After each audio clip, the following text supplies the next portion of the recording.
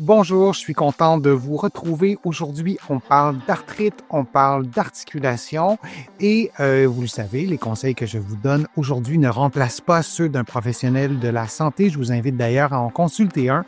Vous allez trouver beaucoup de conseils, beaucoup d'exercices dans mon livre Plus jamais malade, mon approche globale pour un corps en santé, et il y aura aussi des allusions à mon roman Corps étranger, un livre qui est publié aux éditions Stanké. Quel mouvement devrais-je éviter ou surveiller si j'ai une épaule fragile?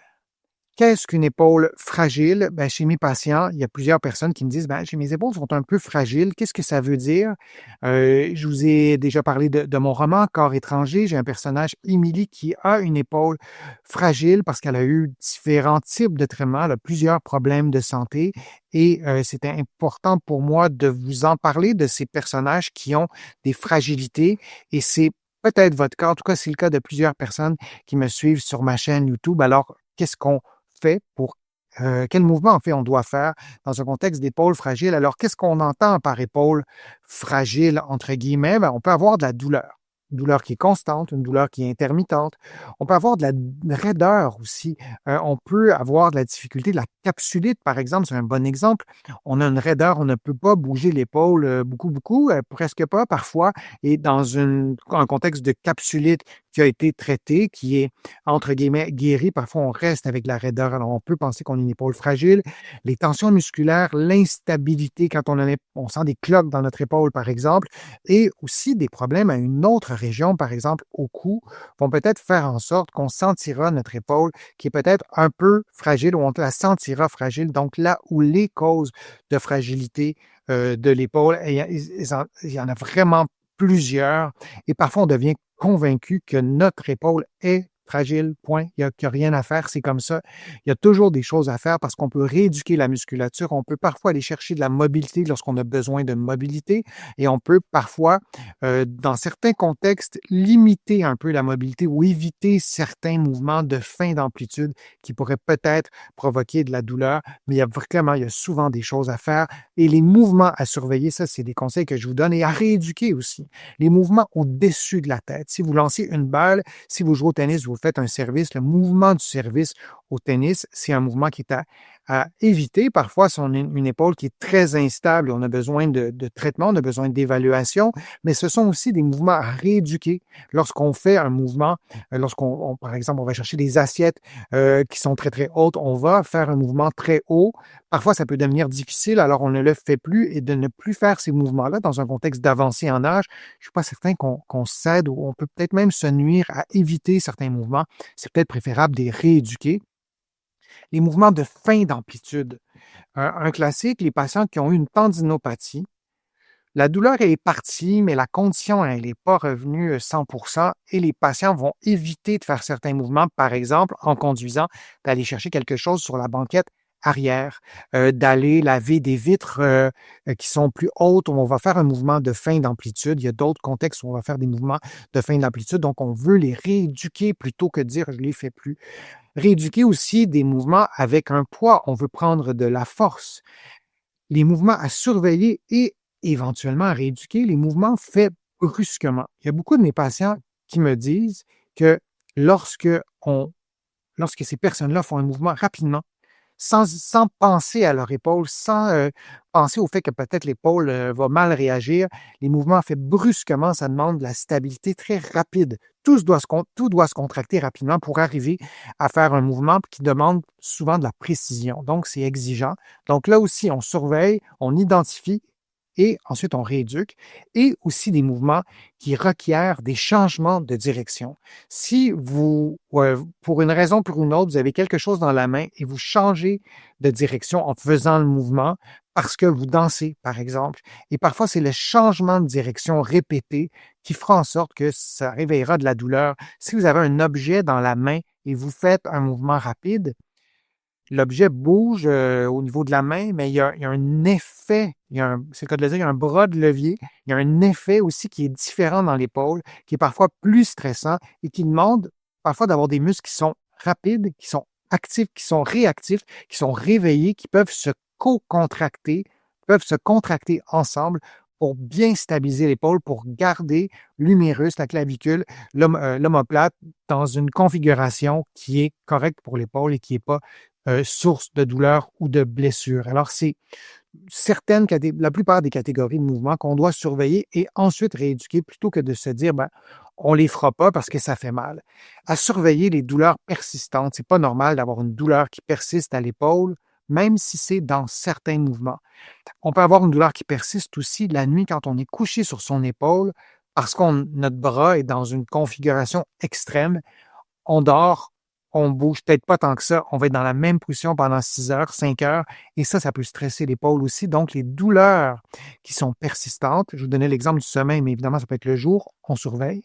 Sensation de claquement, de bruit instable, de bruit articulaire qui font mal ou qui vous inquiètent ou qui causent de l'appréhension et vous vous dites, moi, je ne tiendrai pas quelque chose de lourd parce que ça fait un cloc, j'ai peur que ça brise, ça tombe, ça déchire, peu importe le terme qui vous vient à l'esprit, vous consultez. C'est pas normal d'avoir ça. De la faiblesse. Disons que vous avez une épaule, un bras qui est assez fort, qui est aussi fort que l'autre, disons, mais dans certains mouvements. Vous levez votre bras, disons la main, la paume de la main vers le bas, ça va, paume de la main vers le haut, plus de force. Donc, des anomalies de faiblesse, une faiblesse qui est anormale, qui est disproportionnée par rapport à d'autres mouvements, on consulte aussi. Et des symptômes au bras ou au cou, des engourdissements, des sensations bizarres, une diminution rapide de force musculaire, ben, là aussi, c'est à surveiller, puis on veut consulter. Premier conseil, c'est peut-être un peu toujours le même que je vous propose, mais obtenir une évaluation d'un professionnel de la réadaptation. On veut comprendre qu'est-ce qui se passe. Est-ce qu'il y a un problème que vous avez déjà eu qui est mal guéri? Est-ce qu'il y a autre chose? Est-ce que le problème vient du cou, par exemple, et que votre épaule compense pour le coup, c'est votre épaule qui effectue certains efforts, certains mouvements tout le temps parce que le cou ne le fait pas, est devenu raide et peu importe la raison. Votre travail que vous faites sollicite peut-être constamment votre cou. Or, c'est l'épaule qui travaille en double. Parfois, le problème vient d'ailleurs aussi. Donc, c'est important de consulter un professionnel de la réadaptation pour bien comprendre ce qui se passe. Évitez de vous faire mal. Évitez peut-être certains mouvements qui font mal sans perdre de vue qu'on veut rééduquer progressivement les mouvements qui sont faits rapidement et les mouvements qui sont faits en fin d'amplitude, en fin de mouvement. Si vous placez votre main derrière votre nuque et vous reculez votre coude, c'est une fin d'amplitude. Si vous levez votre bras, donc levez votre bras jusqu'en haut, c'est une fin d'amplitude. Si vous vous placez face à un mur, les deux bras comme ça, et vous levez les bras en gardant les mains au mur, à la fin, c'est une fin d'amplitude. Donc, c'est ça les mouvements de fin d'amplitude. Si vous lancez un ballon lesté, un ballon qui est pesant sur un mur, mais dans la position que vous voyez, c'est probablement, on n'est pas loin de la fin d'amplitude. Donc, on veut rééduquer ces amplitudes. On va être capable de bouger dans une vitesse assez grande et avec un certain poids. Tout ça adapté à vos besoins, à vos capacités physiques, à ce que vous faites dans la vie, ce que vous faites à votre travail. Vous devez avoir une force, une endurance, une capacité de générer de la force, une puissance qui est proportionnelle à ce que vous faites dans la vie aussi, et ça avec les deux bras, avec les deux épaules. Donc, on veut rééduquer ça aussi. C'est un conseil que je peux vous donner. Et aussi de s'exercer devant un miroir ou se filmer pour détecter d'éventuelles compensations comme l'élévation excessive de l'épaule, le mouvement que vous avez vu lancer le ballon. Bien, si vous lancez le ballon et que vous faites ça, c'est pas une façon de rééduquer l'épaule. Et quand vous faites ça, peut-être que votre cerveau ne s'en rend pas compte.